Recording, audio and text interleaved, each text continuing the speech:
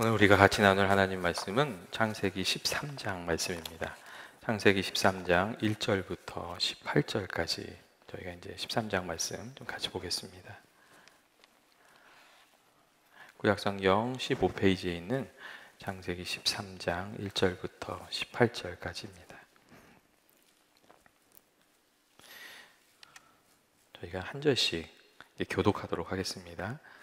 아브라함이 애굽에서 그와 그의 아내와 모든 소유와 롯과 함께 네겝으로 올라가니 과 금이 풍부한 그가 네겝에서부터 길을 떠나 베델에 이르르매 베델과 아이 사이 곧 전에 장막 쳤던 곳에 이르니 처음으로 제단을 쌓은 곳이라. 그가 거기서 여호와의 이름을 아브라함의 일행 롯도 양과 소와 장막이 있으므로 그 땅이 그들이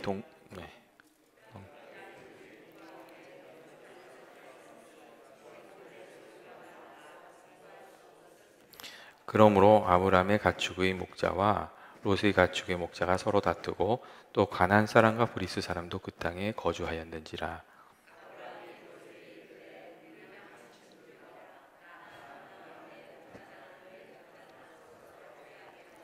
내 앞에 온 땅이 있지 아니하냐. 나를 떠나가라.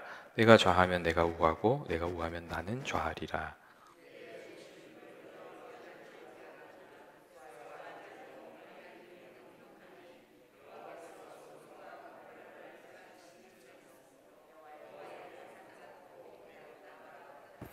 그러므로 롯이 요단 온 지역을 택하고 동으로 옮기니 그들이 서로 떠난지라.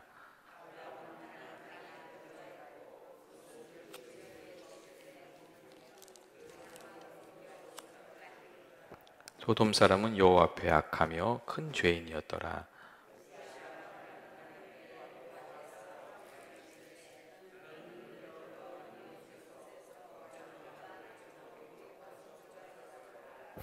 보이는 땅을 내가 너와 내 자손에게 주리니 영원히 이르리라.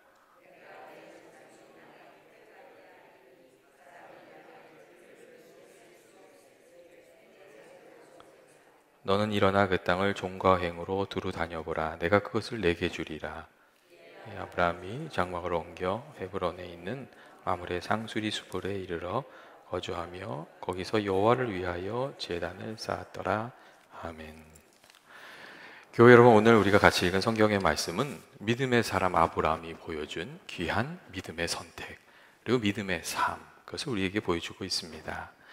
하나님의 말씀을 따라 자기 고향이었던 갈대아 우르를 떠나서 가나안에 왔지만 심각한 그 기근이 찾아오게 되었을 때에 이 아브라함이 그 땅을 떠나서 애굽으로 가게 됐습니다. 그리고 애굽에서 거짓말을 했다가 심각한 위기를 겪었습니다. 하지만 하나님께서 그를 불쌍히 여기시고 긍휼히 베풀어 주셔서 위기를 벗어나게 되었고 다시금 가나안 땅으로 돌아올 수가 있었습니다. 오늘 우리가 같이 읽은 1절의 말씀이 그 내용을 다루고 있습니다. 아브라함이 애굽에서 그와 그의 아내와 모든 소유와 롯과 함께 네겝으로 올라가니 이렇게 그렇게 말해주고 있습니다. 그리고 아브라함은 이 베델과 아이 사이에 그 예전에 그 장막을 치고 자리를 잡았던 그곳에 이르게 되었을 때에 거기에 다시금 제단을 쌓고 하나님께 감사의 그 예배를 드렸습니다. 애굽에 있는 동안 아내를 빼앗기고 목숨이 위태로울 수 있는 위기를 겪었지만 하나님의 도우심으로 무사히 애굽을 벗어날 수 있었기 때문에 그랬습니다. 우리들도 고난 중에 하나님 만나고 하나님의 도우심을 깨닫게 되는 그런 때가 있지 않습니까? 모든 일이 이렇게 평탄하고 술술 잘 풀어질 때는 하나님의 은혜를 잘 깨닫지 못합니다. 그리고 하나님 믿고 의지하고 기도하는 게 무슨 의미가 있는가, 그런 생각을 가지게 될 때도 있습니다. 그런데 어려움이 우리의 삶에 찾아오고 고난 중에 하나님을 찾게 되고 또 하나님의 도우심을 체험하고 나면 하나님의 은혜가 얼마나 귀한지도 알게 되고 하나님 섬기는 그 길이, 그 삶이 얼마나 귀한 것인지도 깨닫게 됩니다. 그래서 시편 46편 1절에 보면 그런 고백이 있잖아요. 하나님은 우리의 피난처시고 힘이시니 환난 중에 만날 큰 도움이시라는 그런 고백이 있습니다. 우리 고난 중에 하나님을 만나게 되면 그 고백을 머리로만 알다가 우리 가슴으로 이렇게 고백하게 되죠. 아브라함도 그런데 그랬습니다. 애굽에서 심각한 위기를 넘기고 돌아온 아브라함은 하나님의 귀한 은혜를 생각하면서 다시 제단을 쌓았고 또 하나님께 예배를 드렸습니다. 아브라함이 제단을 쌓으면서 무슨 생각을 했겠습니까? 야, 내가 하나님께 묻지 않고 애굽에 내려갔다가 어려움 당했는데 그래도 하나님 나를 버리지 않으시고 붙들어 주셨구나. 이제 정말 하나님 더욱 신실하게 의지하면서 살아야 되겠다. 그런 생각을 했겠지요. 그리고 또 이러한 모습이 아브라함이 우리에게 보여주는 귀한 모습이기도 합니다. 아브라함이 잘못했다고 깨달으면 금방 돌이키거든요. 그리고 다시 예배자의 자리로 돌아오거든요. 때때로 사람들 중에는 잘못을 저질렀을 때 자기가 잘못된 것을 알면서도 회개하고 하나님께로 돌아오지 못하는 그런 사람들도 있습니다. 자존심 때문에, 고집 때문에 회개하지 못해서 일을 더 키우는 경우도 있었는데 아브라함은 그런 모습이 아니라 잘못된 것을 알면 다시금 원래의 자리로 돌아올 수 있는 그런 모습이 있었습니다. 만약 우리가 하나님 믿고 살았기 때문에 내 인생이 복잡해졌다, 또 어려워졌다 이렇게 생각된 그런 시간이 있다면 그때는 주저하지 말고 회개하고 하나님께 돌아가고 다시금 하나님을 섬기는 그런 은혜가 저와 여러분에게 있기를 바랍니다. 이어서 오늘 말씀은 이 아브라함과 이 롯이 다시금 가나안 땅으로 돌아온 후에 하나님께서 복을 주셨는데 그 복을 주신 이후에 일어난 일들에 대해서 말해주고 있습니다. 아브라함이 가나안 땅으로 돌아왔을 때 하나님께서 정말 은혜를 크게 주셨어요. 그래서 아브라함과 롯 두 사람이 날로 그들이 가진 소와 양이 늘어나고 더 부유하게 되었습니다. 그런데 문제는 하나님께서 주신 이 복이 아브라함과 롯의 일꾼들 사이에 갈등이 일어나는, 싸움이 일어나는 그런 이유가 되었다는 겁니다. 그들이 거하는 땅이 좁아서 자꾸 늘어나는 소와 양을 감당할 수가 없었기 때문에 그렇습니다. 그 이야기가 오늘 6절에 나옵니다. 6절에 보면 그 땅이 그들이 동거하기에 넉넉하지 못하였으니 이는 그들의 소유가 많아서 동거할 수 없습니다. 이런 구절이 있고 7절을 보면 그러므로 아브라함의 가축의 목자와 롯의 가축의 목자가 서로 다투었다 하는 구절이 있습니다. 하나님께서 아브라함과 롯에게 복을 주셨는데 그 복이 두 사람 사이에 싸움의 원인이 됐습니다. 서로의 이익이 부딪히면서 서로가 굉장히 불편해진 겁니다. 여러분, 사람이 참 이기적인 마음이 있지 않습니까? 나에게 잘해줄 때는 천하에 둘도 없는 친구처럼 이렇게 말하고 교제하고 그랬던 관계였는데 조금만 나에게 손해를 끼치거나 불편함을 느끼게 되면 이 친구가 적으로 돌변하게 되는 경우가 적지 않습니다. 그래서 예전에 어느 분이 여름은 겨울보다 잔인한 계절이다 이런 이야기를 한 적도 있었습니다. 왜 그분이 그렇게 얘기했냐면 겨울에는 사람들이 이렇게 가까워지는 게 이렇게 반갑대요. 날씨가 춥기 때문에 가까이 있으면 서로의 온기를 느낄 수 있잖아요. 그래서 겨울은 사람들을 가깝게 만들어준다는 거예요.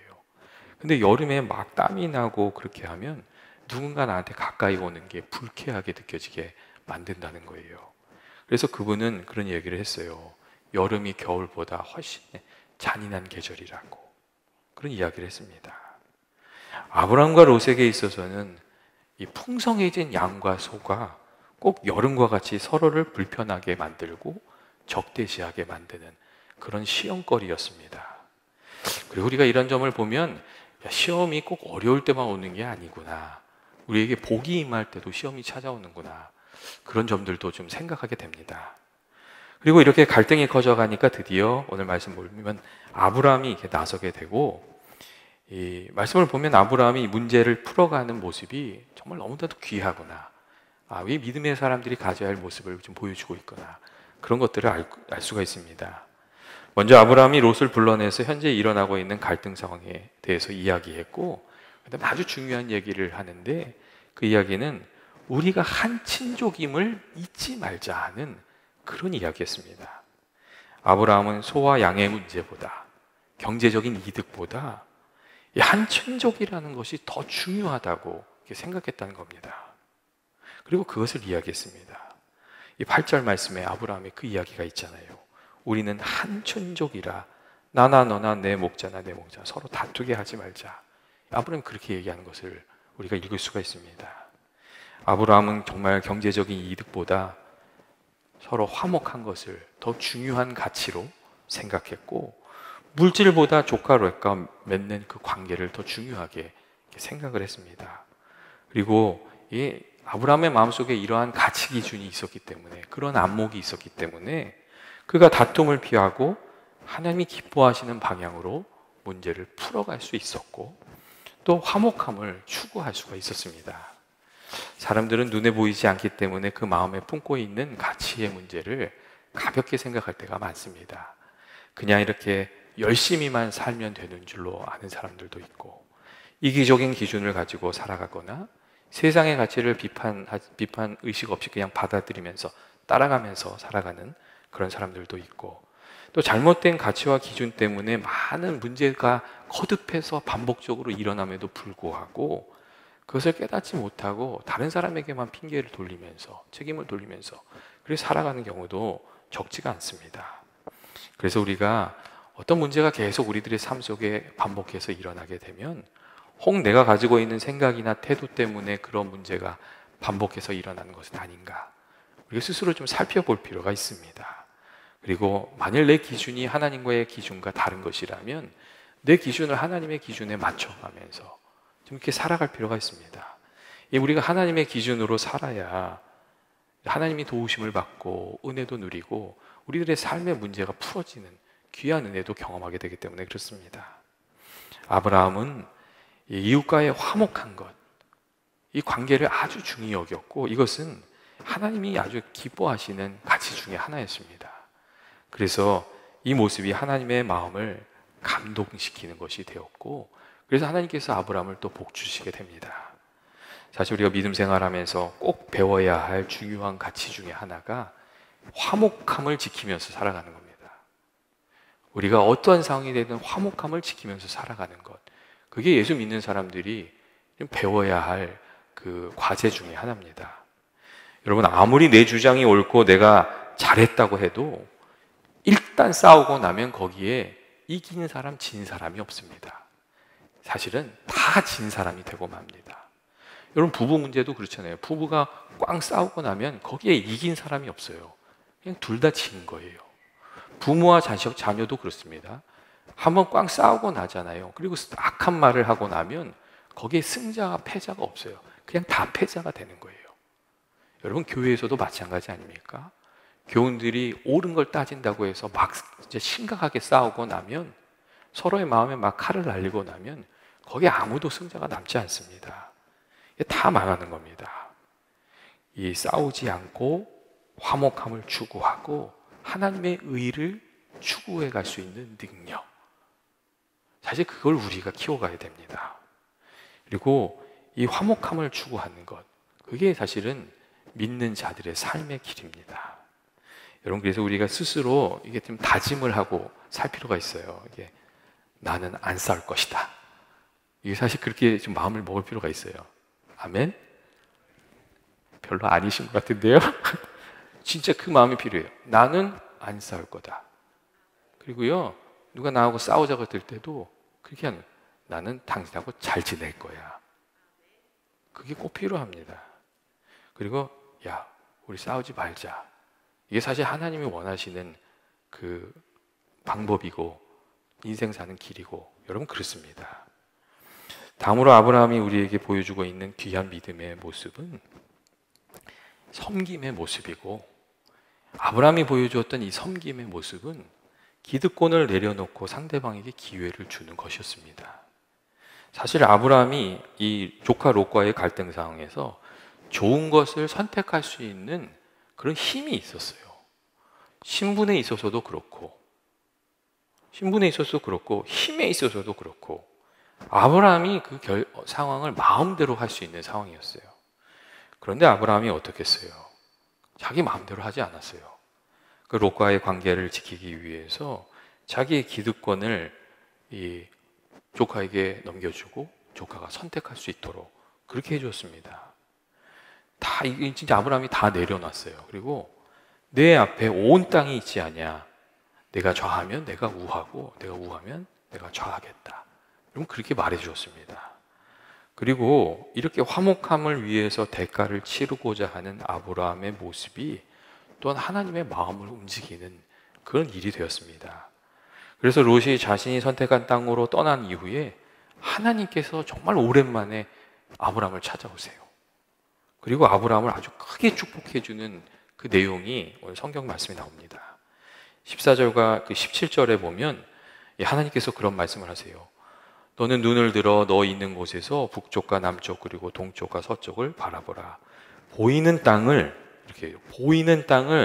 내가 너와 네 자손에게 주리니 영원히 이르리라. 그런 말씀을 해주세요. 옛날 사람들은 시기력도 좋았을 거거든요. 근데 하나님이요 보이는 땅을 주시겠다 그러세요. 예전에요 저희 교회 팀원들이 몽골로 선교여행을 갔어요. 성경학교를 하는데요 사람들이 멀리서부터 걸어와요. 근데 시간이 돼도 사람들이 잘 안 오는 것 같은 거예요. 근데 몽골에 있는 그 선생님이요 다 평야를 이렇게 보고 있는데 옵니다 그러는 거예요. 우리가 보면 안 오는데 옵니다 그래요. 근데 개미 같은 사람이 오는 거예요. 그 사람들은요 그 멀리 보는 걸 하고 있었기 때문에 그게 다 보인다는 거예요. 근데 아브라함도 그랬을 것 같거든요. 근데 하나님께서 네가 보이는 것을 다 주겠다 그런 복을 주셔요.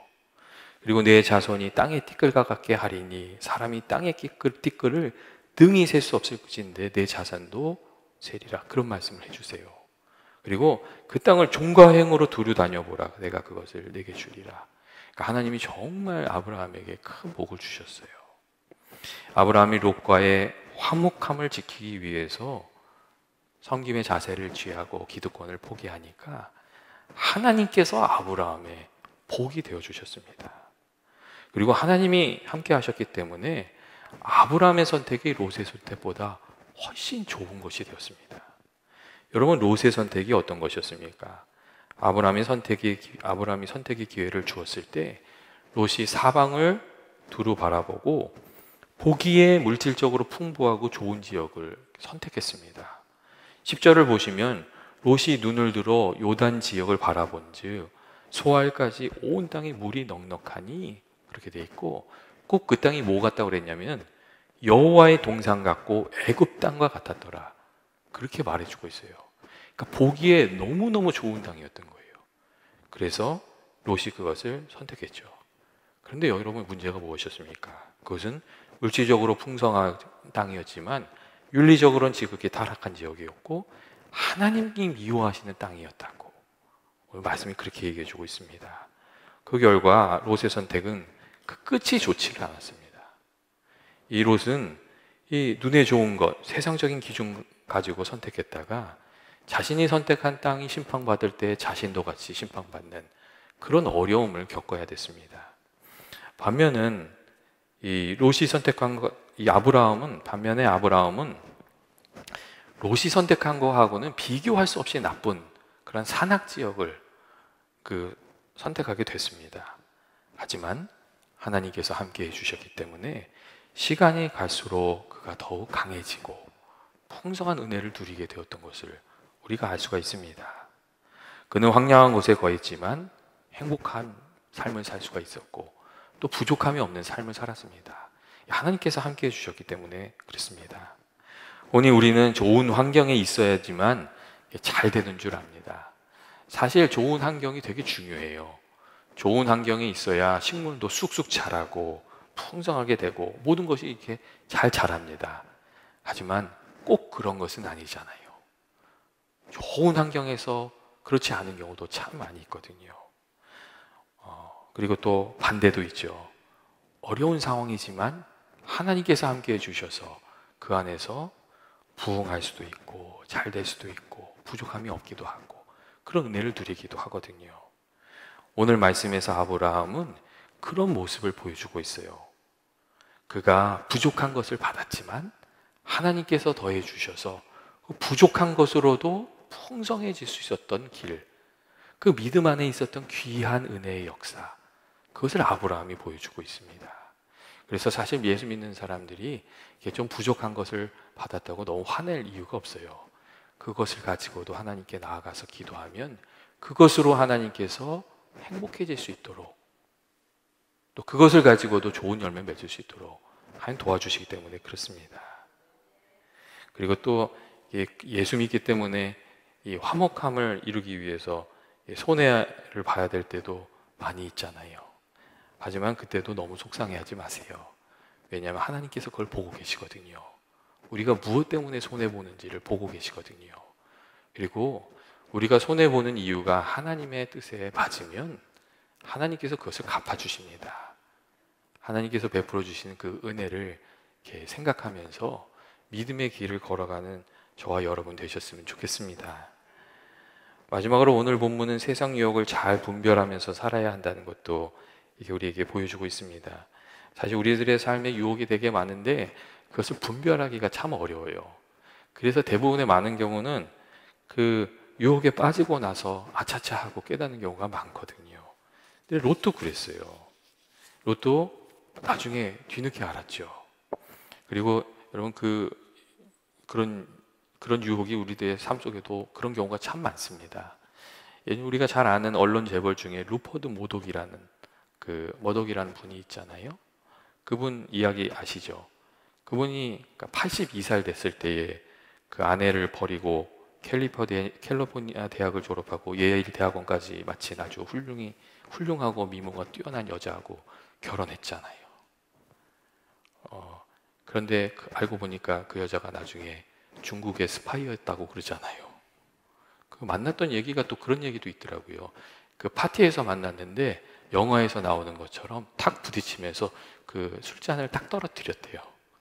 그리고 그렇게 해서 눈이 맞았다는 얘기가 있어요. 정말 그리고 그러니까 중국에서 근데 이런 얘기들이 있어요. 중국에서는 유학생을 이렇게 보낼 때 대학교 1학년 때부터 특수훈련을 시켜서 미국에 유학 보낸다는 거예요. 그리고 이 사람이 이제 그 언론 재벌하고 결혼하게 돼서 정보를 많이 빼냈죠. 하여튼 얘기가 되게 많아요. 그 청문회를 할 때 누가 이렇게 머독한테 뭘 던졌나 봐요. 근데 그 지키는 사람들이 아무도 그걸 막지 못했는데 그 부인이 딱 잡았다는 거 아니에요. 그래서 사람들이 어떻게 저걸 잡을 수 있냐고 뭐 그런 얘기도 하고 그랬습니다. 이 머독은 너무도 아름답고 젊은 여인과 운 좋게 사랑에 빠졌다고 생각하고 아마 결혼했을 겁니다. 그런데 그게 운 좋은 것이 아니라 함정에 빠진 거였어요. 그래서 17년인가 그 원래 부인하고 그렇게 살았거든요. 근데 17년 이상을 넘게 지켜왔던 가정이 다 무너졌어요. 그리고 나중에 그 결혼이 허무한 것이 되었죠. 오늘날 우리 주변에 소돔과 고모라를 따라가게 하는 세상 유혹이 많이 있습니다. 우리도 알지 못하는 사이에 물질이 최고인 것 같이 생각하면서 살아가게 만들고 편안한 것을 추구하게 만들고 또 쾌락을 추구하거나 세상 즐거움을 추구하게 만들고 또 이기적인 욕망을 추구하는 것이 당연한 것처럼 만드는 그런 세상 물결이 있습니다. 그래서 우리가 분별의 마음을 가지고 이 세상을 좀 이기면서 살아갈 필요가 있습니다. 그렇지 않으면 우리가 믿음의 길에서 벗어나게 되고 믿음을 잃어버리기 때문에 그렇습니다. 우리가 믿음을 다 귀한 줄 알아요. 근데 믿음을 잃어버립니다. 이 사람이 그래요. 사람들이요, 돈이 다 중요한지 알아요. 그런데 이 사람들이 획가닥하면요, 그 돈도 다 잃어버려요. 왜냐하면 도박이나 이런 것에 빠지게 되면 이 쾌락에 빠지게 되면 그런 것을 순식간에 다 날려버리거든요. 정말 어렵게 모은 재산도요, 한순간에 다 날려버려요. 사람이 그렇게 어리석거든요. 근데 믿음도 마찬가지입니다.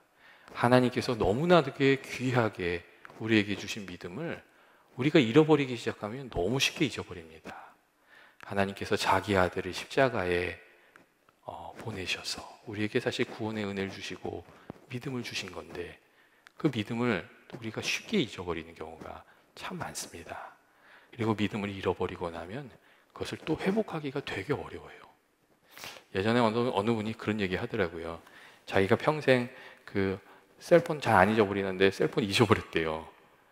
셀폰을 잊어버렸는데 한 10년 동안 10년 정도 찍은 사진하고 동영상하고 그게 거기 다 있었는데 그걸 싹 다 잊어버렸다는 거예요.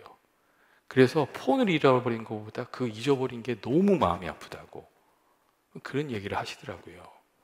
그런데 여러분 어떻게 생각하겠어요? 우리 믿음도 그래요. 우리가 한 번, 두 번 잘못할 때는 금방 돌아올 수 있어요.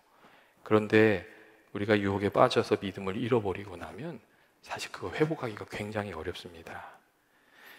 우리가 코로나 바이러스로 인해서 2년 정도 예배의 자리를 다 잃어버렸거든요. 이게 회복하는 게 사실 쉽지가 않은 거예요. 그래서 그 일을 위해서 기도하고 또 우리가 애쓰고 그래야 되는 거죠. 교회 여러분, 오늘 말씀이 우리들에게 이렇게 가르쳐주고 있는 것은 무엇입니까? 예수 믿는 사람은 믿음의 선택으로 살아야 한다는 것, 그것을 우리들에게 가르쳐주고 있습니다. 상황을 따라 살거나 세상의 가치로 살거나 눈에 보이는 좋은 것을 선택하면서 사는 게 아니라 하나님 기뻐하시는 것을 선택하면서 살아야 된다는 것, 그것을 아브라함의 믿음의 삶을 통해서 우리에게 말해주고 있습니다. 아브라함이 오늘 말씀 보면 조카 롯에게 양보했기 때문에 하찮은 것을 가지게 됐어요. 손해본 거죠.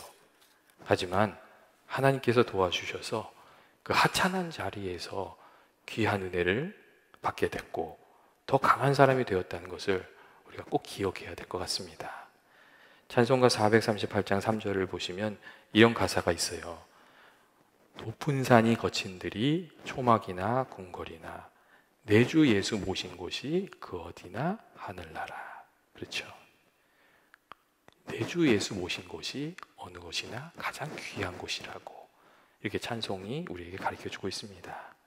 이 찬송의 가사처럼 하나님이 거하시는 곳에 우리가 늘 거하고 또 우리 마음 가운데에 주님을 늘 모시고 살아서 하나님 주시는 기쁨을 누리고 은혜가 넘치고 또 주님 주시는 복을 누리면서 살아가는 저와 여러분 되시길 주의 이름으로 축원드립니다. 같이 기도하시겠습니다. 사랑과 은혜가 많으신 하나님 아버지, 우리가 아브라함이 보여준 것처럼 믿음의 모습으로 살아가길 원합니다. 하나님께서 귀하게 여기시는 것을 우리도 귀하게 여기며 살아가게 하시고 우리가 화해의 사람으로 섬김의 사람으로 그리고 귀한 믿음의 사람으로 살아가게 하여 주시옵소서. 또한 성령으로 우리들의 마음과 생각을 늘 지켜주셔서 롯과 같이 세상 유혹에 우리의 어떤 감정에 넘어가서 넘어지지 않게 하시고 이제 우리들의 마음과 생각을 늘 성령으로 지키며 주님과 늘 동행하는 삶이 되게 하여 주옵소서. 예수님의 이름으로 기도합니다. 아멘.